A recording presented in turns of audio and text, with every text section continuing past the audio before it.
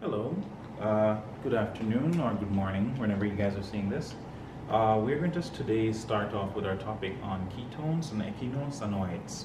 So first off, let us have a quick overview. We already know this much about our ketones. We know that they are generally acidic. We know that they're not very healthy for us. But where do we get most of these ketones, and when do we actually use them? Under what situations are ketones going to be produced? First off, let us do a quick review. We know that our three main ketones are going to be, of course, beta-hydroxybutyrate, acetoacetate, as well as acetone. I'm just going to write that down. Our three main ketones are going to be beta-hydroxybutyrate, acetoacetate, and of course acetone. These are our three ketone groups. We're going to quickly go through the metabolism of each one of these. Now, first thing I want to say, you do not need to memorize their synthesis. You do not need to memorize their breakdown. That is not necessary. The most important thing about this topic is just to understand under what situations do we make ketones. What is the situations where if you test someone's blood, you'll see an increase in these keto acids? And under what situations will having elevated keto acids be bad? Those are the things I want you guys to be able to tell me. The enzymes for this whole process are generally very low yield. It is extremely unlikely you will see a question asking you about how do we get these, what are the factors regulating them. Generally not very high yield. So let's quickly go over where we get these three molecules from. So let's quickly do a recap. We know this much about ketones. We get them from acetyl-CoA. Where do we get most of our acetyl-CoA? Most of our acetyl-CoA are either going to be coming from glycolytic breakdown, which is of course going to be from our pyruvate. We know we can get acetoacetate that way. So acetyl-CoA actually, acetyl-CoA. We know we can get our acetate group that way. We know we can get from beta oxidation, we can also get our acetyl-CoA. We know that. Now, here's the thing involving this process. If pyruvate is generally not going to be our major source of acetyl-CoA in this instance. Why? Well, for instance, a good chunk of our pyruvate that goes to acetyl-CoA is going to be fed into the TCA. Normally. In situations where we have elevated acetyl-CoA, that can also lead to increased fatty acid synthesis. We know this much. We know also that our acetyl-CoA can also be fed into cholesterol synthesis as well. And we know the enzymes that are usually involved in these processes. TCA, we know that's of course going to move into the mitochondria, in which we're going to have especially our citrate synthase is going to combine our acetyl-CoA hydroxylacetate. For fatty acid synthesis, we know that's going to involve acetyl-CoA carboxylase. For cholesterol synthesis, we know that's going to involve, of course, our HMG-CoA synthase, while moving into then eventually HMG-CoA reductase. So the majority of our acetyl-CoA that we're going to be talking about is a situation that's going to be coming mostly from beta oxidation. And what is the situation that's going to lead the acetyl-CoA to go to the production of ketones instead of into any of these other alternative processes? Usually, ketone production is going to occur in a situation where your body is in need of energy, but it cannot get it from its normal source, which is of course going to be pyruvate. So your body has to find another mechanism.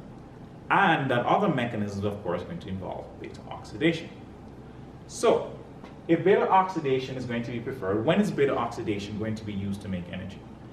When we talked about glycogen metabolism, we already said that glycogen only lasts at the most about 12 to 18 hours. Does that mean that we are going to be using beta oxidation after 12 to 18 hours? Actually, no. within 90 minutes of your last fatty-rich meal, your body begins to make acetyl-CoA from beta oxidation. However, it's very minuscule. However, as your acetyl-CoA levels that would normally be coming from our sugars is dropping, then we're going to start moving to alternate sources. So what does that alternate mechanism look like? That's what we're going to talk about now. So here we have beta oxidation, we have acetyl-CoA. We're going to take acetyl-CoA molecules and we're going to combine them into acetoacetate. The enzyme that's responsible for this process is not high yield, but it's of course HMG-CoA synthase. Please remember, I'm saying this is not high yield, but we use HMG-CoA synthase to make acetoacetate. We can then, from our acetoacetate, then make β-hydroxybutyrate. Now, this is occurring predominantly inside of our mitochondria. If you guys remember, HMG-CoA synthase that produces acetoacetate that is used in cholesterol synthesis, that process is mostly occurring in the cytoplasm. So please don't mix them up. So cholesterol synthesis starts off, as you guys remember, with the production of acetoacetate. That acetoacetate is then going to be used to make malvolinic acid. That involves, of course, HMG-CoA reductase making that step, cytoplasm. This process here, to make acetoacetate into beta-hydroxybutyrate, involves HMG-CoA lyase. Low yield. You don't need to memorize this. If you're one of those persons who feel you need to memorize everything, fine, memorize it. But it's very unlikely you'll see a question on it. Now, this is occurring inside of our mitochondria. So this is all mitochondrial. What we have now is that hydroxybutyrate can then leave the mitochondria and then go into the blood. So this is our blood. Acetoacetate simultaneously can also go into our blood. So we now have one ketone body, that's this one, hydroxybutyrate. If you see 3-hydroxybutyrate, same thing, okay? The acetoacetate can also move into the blood as well. The acetoacetate can also go through a spontaneous reaction in which it loses the carboxylic acid group from the acetate part to give us acetone. That acetone can also leave as well. And so as a result, we now have 3 of them in the blood. Once we have them inside the blood, what happens next? Well, first off, remember why we're doing this. We're doing this because we need energy. Does this always occur every time we badly need energy? Well, actually, no. Because usually this process of creating ketone bodies is usually inhibited by insulin. Usually. So we are going to be making ketone bodies in situations where, one, we are in desperate need of energy and we're unable to produce insulin. So you know this has very strong implications for diabetes. Very, very strong implications. So now we have made our acetoacetate, we've made our beta-hydroxybutyrate, we have made our acetone. These compounds can then move to what we call extramitochondrial tissues, one of them being, of course, the brain, or it can be the muscles, who can then take any one of these compounds. So we're now going to move into extramitochondrial tissues, which of course involve the brain and especially mitochondrial tissues, which involve, of course, the brain, like we said, and muscles. So now I'm going to take this part and I'm going to move over here.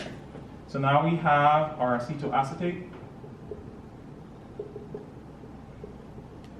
We have our beta-hydroxybutyrate. Just putting that part.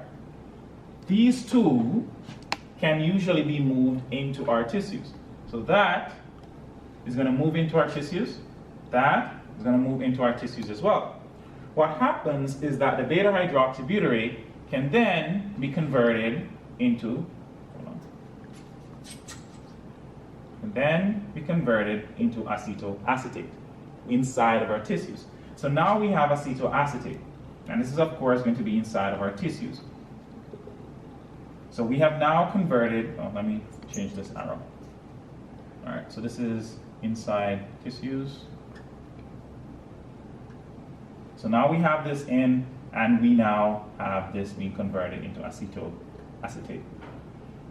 The acetoacetate can then be broken down into acetyl-CoA. This is of course done by the enzyme thiophorease. Again, low yield, don't need to memorize it. If you feel the need to memorize it, fine, memorize it. The acetyl-CoA can now be fed into the TCA molecule, or sorry, TCA pathway, and from there, it can then be used to make ATP. We get from each acetoacetate molecule, we get about 12 ATPs. So that's a pretty good energy yield. That's pretty good. So why is it that we are so concerned with having ketone bodies in our blood? Well, one, they're acids. Your blood needs to maintain a pH between 7.35 to 7.45.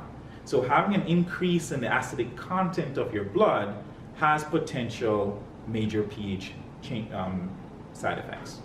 So what do we worry about in having extra amounts of ketones floating around in the blood? Well, one of the things we worry about, I already mentioned already, is pH. And that whole process is known as ketosis. So there are technically three things we worry about concerning having all of these keto acids being present. I'm going to erase some of this.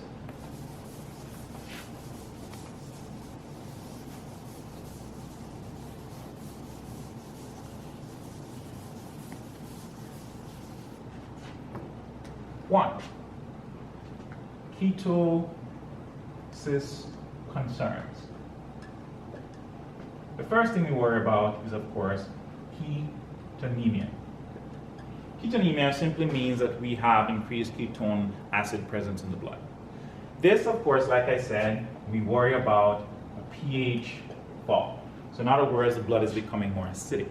With anything that changes blood pH to become more acidic, what that means is going to increase an ion gap, which, as you know, is potentially very bad. This is something you will cover hopefully in physio. If you don't cover it more in physio, please check your Kaplan or your first aid book regarding this topic, because it's also very, very high yield. Please remember the parts how you calculate ion gap. Remember the amount of sodium, the amount of potassium, and the amount of bicarbonate, as well as chloride can also be very important in calculating ion gap. Please remember what is normal, 8 to 12 microequivalents, that is normal. Anything that causes that value to change will affect, of course, your anion gap. Please remember, generally, an ion gap is going to be affected by mud piles. Please go back in your first aid book and check what the acronyms of mud piles. The most common reason for anion gap change with ketonemia is diabetic ketoacidosis. Ketoacidosis. That is what the D represents. That is one of the most common reasons for ketone bodies to be so prevalent in your body that they cause a change in the ion gap. That is potentially dangerous. One of the problems having excessive acid in your blood is that the excessive hydrogen ions will cause a displacement of potassium. That displacement of potassium, in other words, you're going to have increased hydrogen ions internally, intracellularly, and an increase in potassium content extracellularly. So we have, if you actually tested the blood of someone who has ketonemia, you will notice that their potassium content is high. So technically, if you say someone's blood has more increased potassium, we're going to think that they have hyperkalemia. But in this case, the patient does not have true hyperkalemia. True hyperkalemia is referring to someone having elevated content of potassium in their body. In this case, if the elevated potassium that you're seeing in the blood is not due to excessive potassium being present in the body, it is potassium normal levels, but they're not in the location where they're supposed to be. And that location is supposed to be within the cell. Now, we worry about several things with increased potassium. One of them, of course, is arrhythmia. So which is one of the things we worry about in these cases. The increased hydrogen ion also affects your bicarbonate levels. So your bicarbonate levels are going to change in these patients, which again affects the anion gap. So these are all things we worry about. Another thing also, with the excessive hydrogen ion content and the blood pH becoming more acidic, it is also going to affect the patient's ability to breathe. So what are we going to see in these patients? We are going to see Kussmaul breathing. What happens is that your body is trying to get rid of the excessive hydrogen ion that's present. So it's going to actually start breathing in such a way to try to get rid of excessive amounts of acid. Kussmaul breathing usually starts off as rapid, but usually in physiology they expect you to know what is known as late stage Kussmaul breathing, which is usually going to be low and slow and deep. So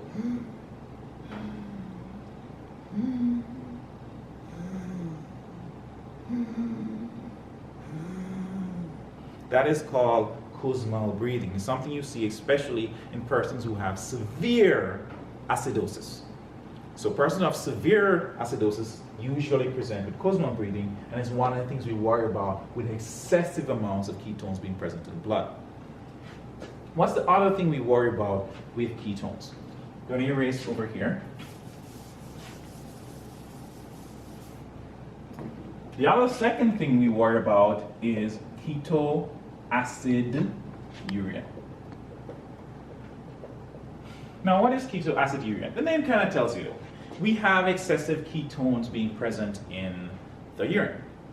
Now, you're saying, okay, but isn't that usually a good thing? If we're having lots of ketones and we're trying to get rid of it, the kidneys are trying to get rid of it and trying to just pee it out. Usually, getting rid of something that's acidic via the urine pathway is usually a good thing. However, in this case, it's not considered a good thing. Why? Because ketones are very osmotic. They pull water. So what we see in this case is that there's increased diuresis, which means there's going to be increase in water loss. So this, of course, is going to cause our patient to become more dehydrated. So we have to replace the hydrogen water that is lost in this patient. So and that's another thing we have to worry about. So once you are in a state where you are not being able to eat and your body has switched to producing ketones instead of using its normal sugars or using, in this case, any other source of energy, and it's now switching to ketone production, worry about one of these losses. We worry about water loss, so that's dehydration. That's one of the reasons why persons who do not eat foods and their body switches to ketone production, they eventually become dehydrated. This is one of the reasons. We worry about the fact that there is changes in the ion gap. These are things which can affect your patient very severely. Now, if the reason why the person has ketoacidosis is due to starvation, the person may also have kwashiorkor, which is one of the things we have to be concerned with as well, because that also has other secondary effects with the patient.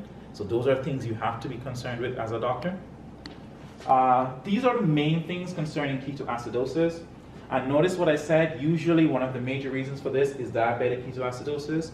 So with diabetes being this severe, you also have to worry about maintaining the patient's blood sugar and trying to give the patient some insulin. This is one of the things we also worry about as well. And this is an emergency situation. If you have a patient that does have diabetic ketoacidosis with the excessive acid, with the decreased breathing, with the dehydration, that is potentially dangerous. So diabetic ketoacidosis is a very dangerous situation that you have to treat immediately. This patient is at high risk for death. And that ends the most important things you guys need to know about ketones. The next topic we're going to talk about is going to be echinocenoids, which we will start shortly.